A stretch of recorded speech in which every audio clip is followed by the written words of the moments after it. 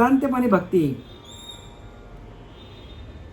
मग आता अध्याय 9वा राजविद्या राजगुह्य योग आणि श्लोक क्रमांक 20 आणि ओवी क्रमांक आहे 317. आणि मजमाजी असता जेणे मी दुरावे पंडुसुता ते पुण्य ऐसे म्हणता जीभ न तुटे काही. माझ्यामध्येच आहे सगळं. तुम्ही प्रत्येक जीवा माझ्यामध्येच म्हणजे माझाच एक अंश आहे. ममैव अंश जीव लोक जीवभूत सनातनम मनुष्याष्टानी इंद्रियानी प्रकृतीस्थानी कर्षते. ममैव अंशो जीव लोक, प्रत्येक जीव माझा वंशातला आहे. भगवंत असा अभिमानाने सांगतो की प्रत्येक जीव माझाच अंश आहे, माझ्याच वंशातला आहे. भगवंत अभिमानाने सांगतो. पण मनुष्य असं सांगत नाही. काय मनुष्याला असं वाटत नाही की आपण देवाचा अंश आहोत. आणि मनुष्य देव मला जाणून भजन करत नाही. आणि त्याच्यामुळं काय होतं, मज माझे असता जने दुरावे पंडुसुता ते पुण्य असे म्हणतात जीभ न तुटे काय. ते पुण्य असं वाटतं. जीभ नाही का तुटणार तुमचे, असं माऊली स्पष्टपणे सांगतो. म्हणजे थोडक्यात काय केलं आहे, माऊलीने तमाचा मारला आहे. कारण कोणी खरं भजन कोणी करतच नाही. ज्या ज्या वाट्याला जे जे भजन येतं, जे जे नाम जे जे मंत्र येतं ते जपत बसतात माणसं आणि त्यालाच खरं समजतात. पण स्वभावतःच भजनशील 4थ्या अध्यायामध्ये सांगितलं आहे, त्या भजनाकडे कोणाचंच लक्ष नाही. पिंडी असता म्हणे सोहम सोहम, बाहेर पडता म्हणे कोहम कोहम, विसरले त्या थोर झाले आणि 5वील्या खाली लक्ष 84चा, असे आपल्याला संत सांगतात. पण आपलं तिकडे अजिबात लक्ष नाही, अजिबात लक्ष नाही बरं का. आणि म्हणून भगवंत सांगतो, बघ बाबा जीभ न तुटे काही, म्हणजे जीभ झडणार नाही का अशा माणसाची, असं माऊली सांगतो बरं का. पण माऊलीची भाषा कशी आहे, कोमल आहे. आपल्याला कळत नाही. आपल्याला न कळत ते काय करतात, माऊली न कळत काय करतात, माऊली न कळत काय करतात, माऊली आपल्याला न कळत आपल्याला जाणीवकडे आणतात. आपण जाणीव घेतली पाहिजे हो. संत आपल्याला कधी वाईट बोलणार नाही, पण संतांची भाषा आहे सांगण्याची. संत काय करतात, हळूच आपल्याला काय करतात, हळूच कुठेतरी आपल्याला त्या पिंडाला काय करतात, आपल्या दुखवतात म्हणजे त्यांचा संतांचं हृदय दयाला असतो, मायाला असतो, शीतल असतो, शांत असतो. आणि म्हणून ते आपल्याला उलट बोलत नाही. पण सांगण्याचा त्यांचा भाग काय आहे की बाबांनो तुम्ही हे चुकीचं करता, मज माझे असता आणि जने मी दुरावे पंडू सुटता आणि ते पुण्य ऐसे म्हणतात जीभ न तुटे काय. म्हणजे जीभ नाही का झडणार, म्हणजे मला विसरून तुम्ही सगळे करता. जसं एखादा माणूस सगळं करतो, घरातला सगळ्या लोकांचं करतो आणि शेवटीला अंतकाली त्याला कोणी विचारतच नाही हो. मग त्या माणसाचा अंतकरण दुखवतो की नाही. आयुष्यभर तो कष्ट करतो 5-25 वर्ष आणि सगळ्यांना काय श्रीमंत बनवतो, द्वैतातलं उदाहरण, प्रपंचातलं उदाहरण. आणि शेवटीला त्याचं वय झालं की त्याला कोणी विचारत पण नाही. आणि मग त्याचा अंतरात्मा कसा होतो, त्याच्या अंतरात्म्याला फार वाईट वाटतो. आयुष्यभर यांचं सगळ्यांचं केलं कुटुंबाचं आणि आता कुटुंबाने मला टाकून दिलं. तसा एखादा मुलगा आहे, सगळं केलं बापाने आणि शेवटीला बापाला त्याने काय केलं, बापाची प्रॉपर्टी घेतली, लुटली आणि दिला टाकून बापाला, रस्त्यावर लावून दिला. तसं भगवंत सांगताले मी तुमचं सगळं करतो, तुमच्या आतमध्ये मी आहे आणि मला तुम्ही विसरलात. आणि म्हणून असं म्हणतं भगवंत, काय सांगतो, स्वर्गा पुण्यात्मक पापी जे पापात्मक पापी नरका जाई जे माती जेणे पावी ते शुद्ध पुण्य आहे. बघा, माती जेणे पावी, मला येऊन भेटा, मी सगळं करणार तुमचा, आणि ते शुद्ध पुण्य आहे. आणि ते शुद्ध पुण्य आपल्याला मिळावं प्रत्येकाला. कशातून मिळतो, तर हरिनामातून. हरीच्या नामातून आपल्याला पुण्य आहे. बाकी कथा भाग वगैरे जो आहे, त्या दिवशी आपल्याला धनराज पाटीलने सांगितलं दिव्याला की मी एक फक्त कथा सांगितली होती आणि ती फक्त श्रीपाद बाबाने ऐकली आणि श्रीपाद बाबा काहीतरी बोलले त्याला, तेव्हापासून कथा भाग सांगायचा मी टाकूनच दिला म्हणतो. कानाला खडा लावला, कथा भाग सांगायचा टाकून दिला. एवढा मोठा भांडार भरलाय संतांनी आपल्याला, भांडार आणून दिला एवढा मोठा. आणि आपण ते भांडार टाकून काय करतो, कथा भाग लावत बसतो. मग रामाची कथा असून कथा ऐकून आपली व्यथा जाणार नाही. म्हणून भजाया जणी पाहता राम ऐकू, करी बाण ऐकू, मुखी शब्द ऐकू. आणि क्रिया पाहता उद्धरे तिन्ही लोक. बघा, रामाची क्रिया घ्या हो, रामाने काय केलं ते घ्या. आणि क्रिया पाहता उद्धरे सर्व लोक, तिन्ही लोक. आणि धरा जानकी नायक. आता विवेक हो, जानकी नायक ज्या विवेकातून घडलाय ते विवेक आपल्याकडे यायला पाहिजे. म्हणून विवेकहीन जे जन ते जाणावे पशु समान. त्यांचे ऐकता भाषण परलोक कैसा होईल. आपल्याला परलोकाची प्राप्ती करायची आहे. जे लोक विवेकहीन आहेत त्यांचं भाषण आपण ऐकला तर आपल्या डोक्यावर परिणाम होतो. विवेकहीन जे जन ते जाणावे पशु समान. बघा, ते पशुसारखे आहेत, प्राण्यांसारखे आहेत ते. विवेक ज्यांच्याकडे नाही ते तयांचे ऐकता भाषण परलोकाची प्राप्ती कशी प्राप्त होईल आपल्याला. म्हणून काय लिहिलंय, इहलोक साधण्यासाठी जाणत्याची संगत धरणे, परलोक साधण्यासाठी सद्गुरू पाहिजे हो. इहलोकामध्ये आपल्याला उद्योगधंदा करायचा तर आपल्याला जाणताच पाहिजे हो. पैसा कसा कमवायचा, प्रपंच कसा करायचा, धंदा कसा करायचा. पण परलोक साधायचा आपल्याला.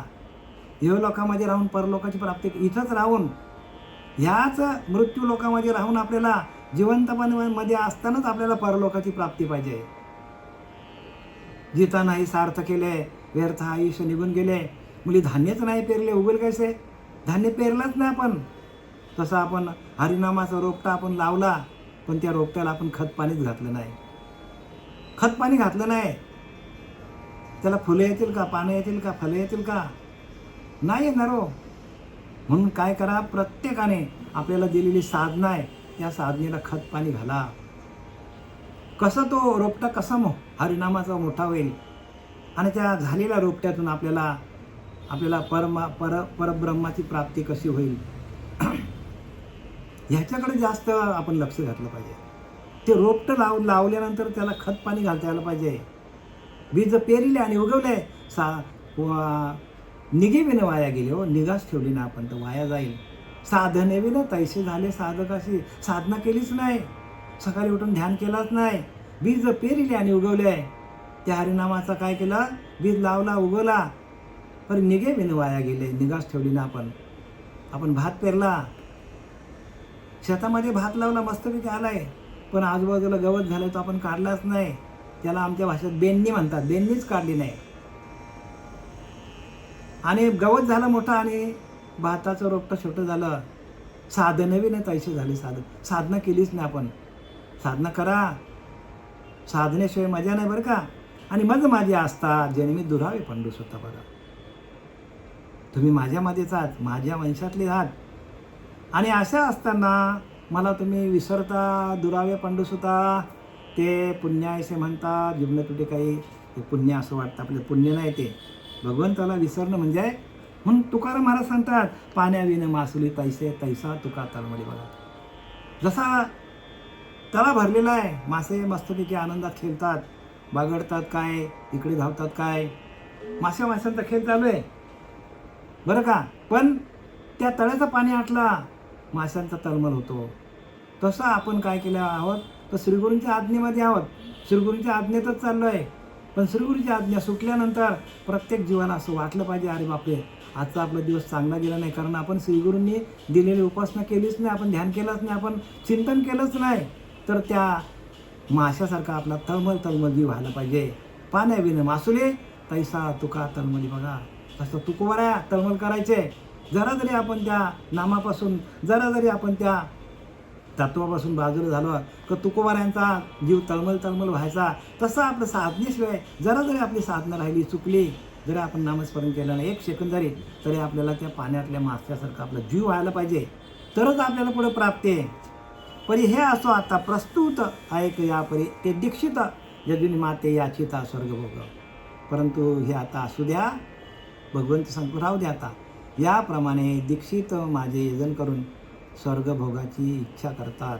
जे दीक्षित आहेत, दीक्षित म्हणजे जे यज्ञ करणारे लोक आहेत, ते हजारो यज्ञ करतात, लाखो यज्ञ करतात.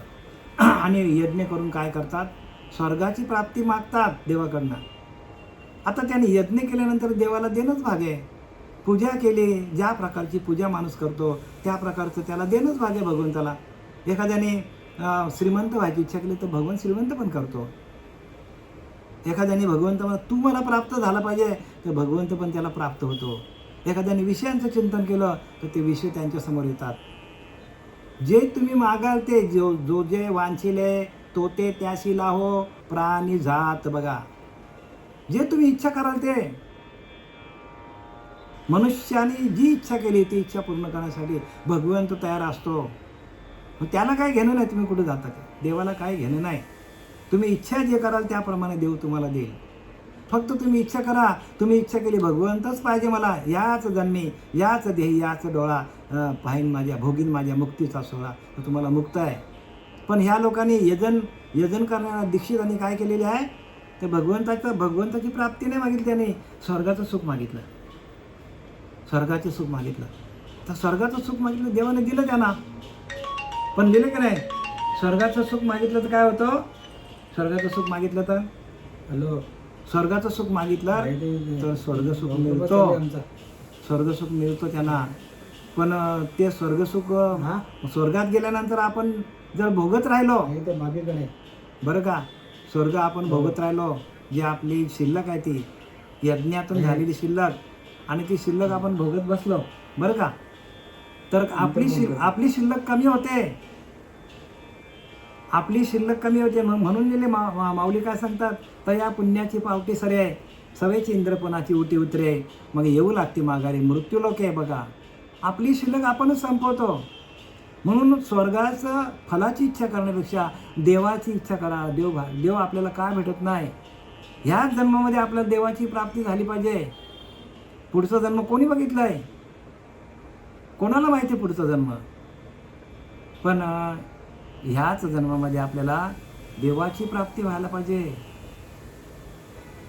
हा नरदेह गेला तर परत आपल्याला नरदेह मिळेल असं कोणीही शाश्वती देत नाही. कारण अंतकाली आपल्याला कुठे जावं लागेल. म्हणून शेवटचा दिवस गोड व्हावा. शेवटचा दिवस गोड व्हायला पाहिजे. नवे शेवटचा क्षण गोड जायला पाहिजे. शेवटच्या क्षणापर्यंत जरा जरी आपल्याकडे वासना आली, आपण गेलो कामातून, केलेले सगळं फुकट जाईल. आपल्याला आपला जीव जायला, आपला प्राण जायला जर 1 सेकंद कमी आहे, आणि 1 सेकंदामध्ये कुठली वासना जर तुमच्याकडे आली तर गेले त्या वासनेला ताबडतोब. म्हणून आपली उपासना किती पाहिजे, किती उपासना पाहिजे, त्याला हिशोब नाही, बेहिशोब करायला पाहिजे. 1 क्षण पण आपण त्या भगवंताच्या नामाशिवाय राहिलो ना पाहिजे. एवढी आपली साधना पाहिजे, एवढं आपलं चिंतन पाहिजे, तरच आपल्याला हे, बरं का. नरदेह एवढा सोपा नाही. नरदेह एवढा सोपा नाही आहे, बरं का.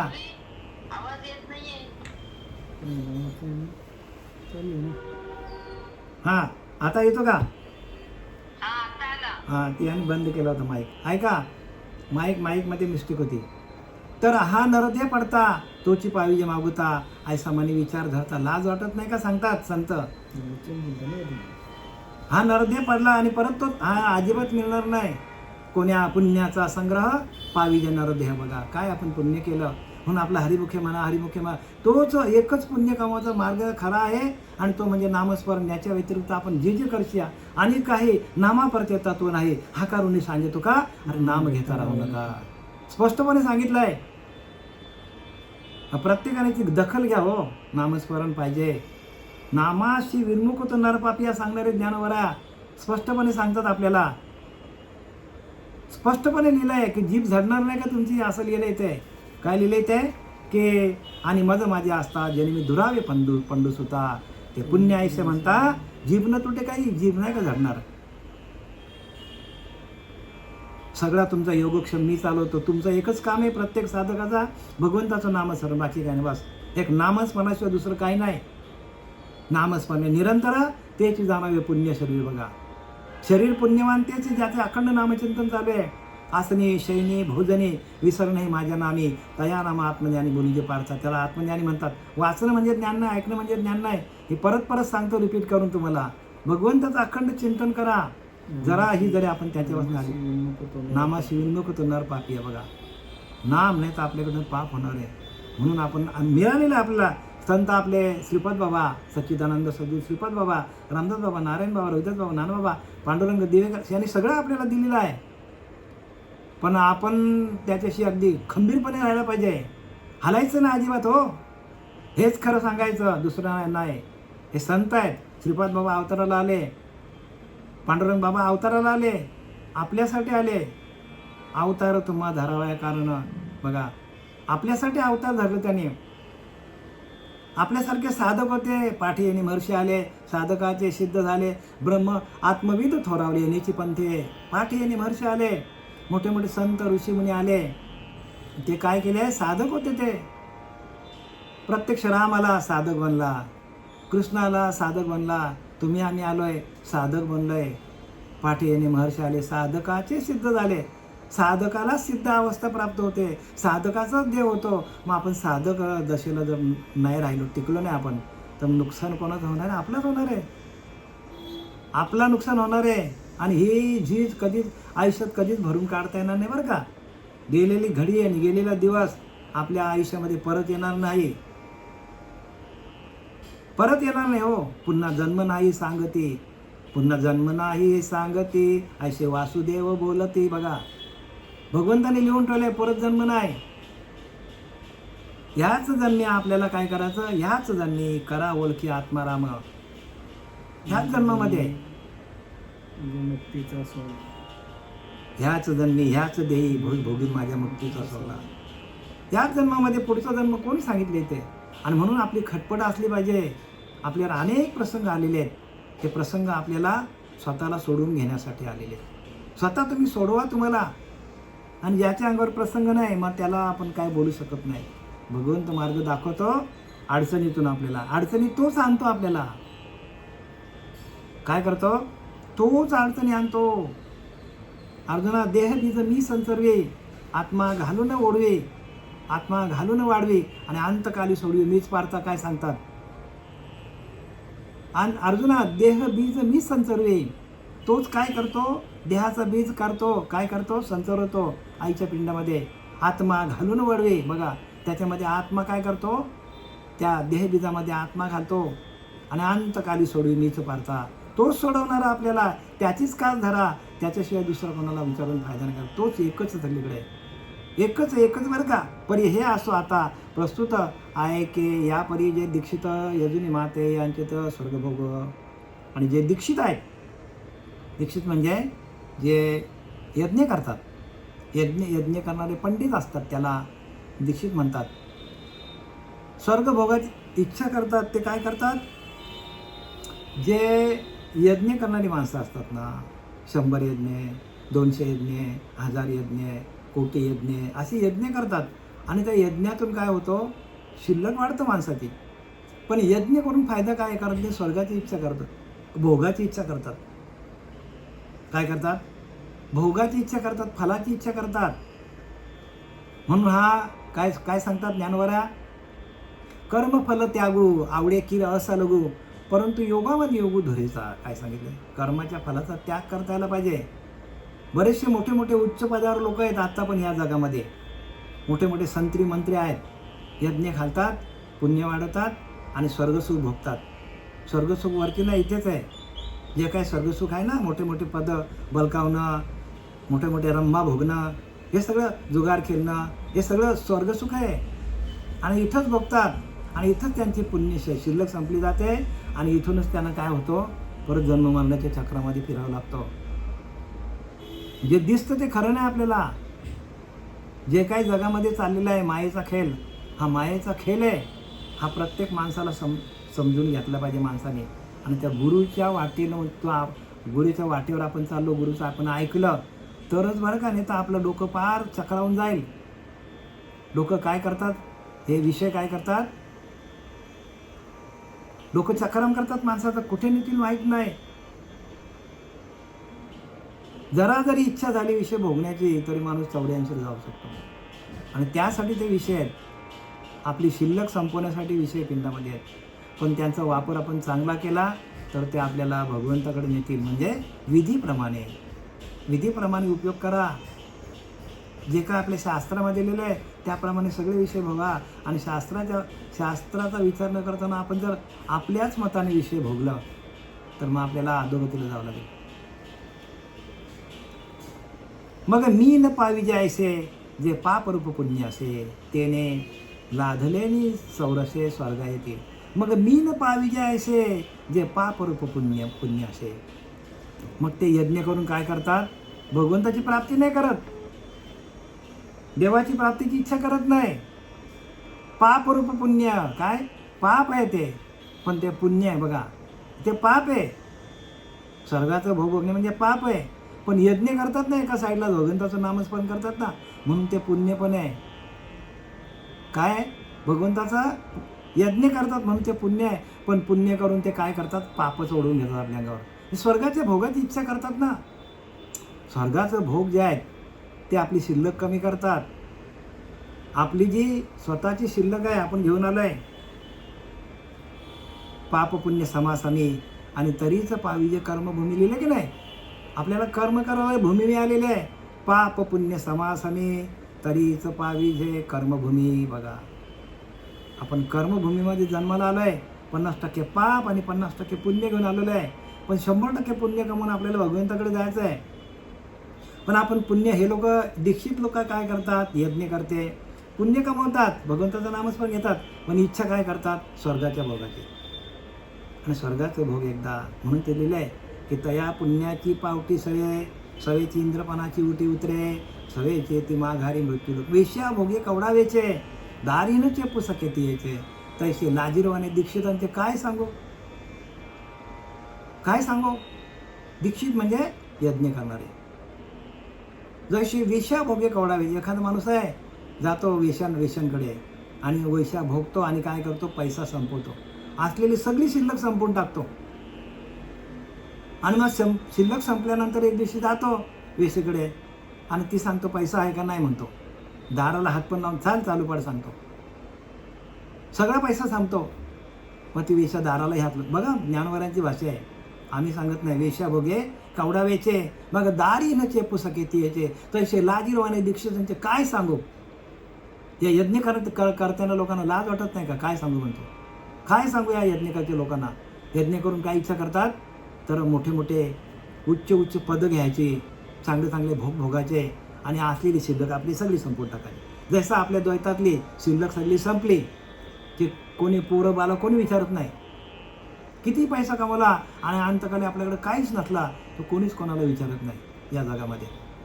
भिकारी होतो, भिकारी. भीक मागायला लागला माणूस या जगामध्ये तर त्याला कोणीच किंमत देत नाही. का? भिकाऱ्याला म्हणतो. म्हणजे पैसे सगळे होते तेव्हा त्यांनी मजा मारली आणि आता सगळी शिल्लक संपली, आता भीक मागायला लागली. तसे आपल्याला अंतकाली आपली जी शिल्लक घेऊन आलो आहे ते आपल्याकडे शिल्लक नसेल तर आपल्याला काय करावं लागेल? नरकाला जावं लागेल महाराज. आपली स्वतःची शिल्लक साठवून ठेवा. तुम्हाला स्वर्गात जायचं ना, तुम्हाला भगवंताकडे जायचं ना, तो स्वतःची शिल्लक संपवून ठेवा, साठवून ठेवा. शिल्लक संपले तर गेले. शिल्लक संपली ढकलून देतात आपल्याला. माऊलीने स्पष्टपणे लिहिले बरं का, पण स्पष्टपणे सांगू शकत नाही आपण. खूप स्पष्टपणे लिहिले, पण आता तरी तुम्हाला मी स्पष्ट करून सांगतो. ह्याच्यापेक्षा अजून स्पष्ट करून सांगता येणार नाही. कारण काय? तर या ज्ञानेश्वरीचा अपमान होईल, ग्रंथांचा अपमान होईल. तुम्ही समजून जा मला काय म्हणायचं ते. सरिता संचितांचे शेष, नाही क्षणाचा अवकाश, भरता न भरता निमिष जावे लागे. बघा, जरा तरी शिल्लक संपली. सरिता संचिताचे शेष घेऊन आलो आपण. नाही क्षणाचा अवकाश, एक क्षण पण आपण थांबू शकत नाही इथे. आपली शिल्लक संपली का आपल्याला जावं लागेल. तसे इथे पुण्याही संपली आपली. त्या स्वर्गामध्ये गेल्यानंतर स्वर्गाचे भोग घेतले आणि आपली शिल्लक संपली तर आपल्याला मृत्यू लोकामध्ये परत यावं लागेल. आणि मृत्यू लोकामध्ये आल्यानंतर आपल्याकडे शिल्लक नसेल तर मग आपल्याला भगवंताची प्राप्ती तर नाहीच, पण आपल्याला गर्भलोकामध्ये जावं लागेल. 184ला जावं लागेल. आणि ती 84 लक्ष येण्याचा फेरा चुकवण्यासाठी भक्ती आहे. भक्ती अशीच नाही बरं का. भक्ती अशीच नाही. भक्ती सुलावरची पोळी. सुलावरची पोळी आहे. एका क्षण